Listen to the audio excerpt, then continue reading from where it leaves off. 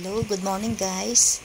Ngayon po ay gagawa tayo ng miracle fruit juice. So ayan po, ginawa ko lang po ay tinanggal ko muna yung mga laman ng ating miracle at ayan po, sinigang na po natin. Pag po ganyan, hindi pa po yan luto. Yan, halo-haluin po natin habang nakasigang. Yan, nagkulay black na po yung laman niya, pati yung sabaw.